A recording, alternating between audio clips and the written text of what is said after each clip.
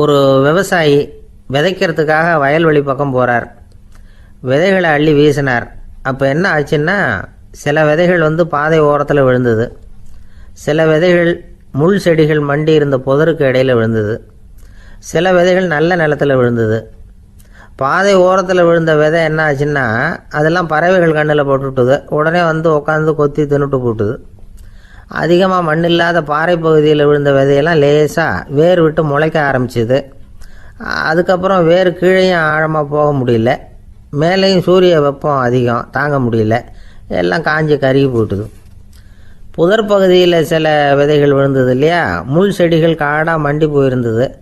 அதனால் முளைச்சி வர்ற செடிக்கு நெருக்கடி அதிகமாக போட்டுது, சரியாக வளர முடியல, விளைச்சலும் சரியாக இல்லை.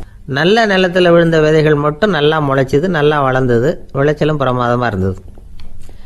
இந்த கதையை சொல்லிவிட்டு கேட்க செவியுள்ளோர் கேட்கட்டும் அப்படிங்கிறார் இயேசு பெருமான்.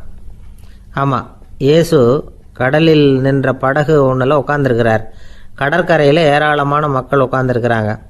அந்த சமயத்தில் தான் இயேசு ஓமைகள் மூலமாக மக்களுக்கு பல உண்மைகளை சொல்லிகிட்டு இருக்கிறார். மக்கள் அந்த கதையை கேட்டுட்டு ஒன்றும் புரியாமல் முழிக்கிறாங்க. அதை கவனித்த இயேசு அந்த ஓமையை விளக்க ஆரம்பித்தார். இதில் அந்த விதைக்கிறவர்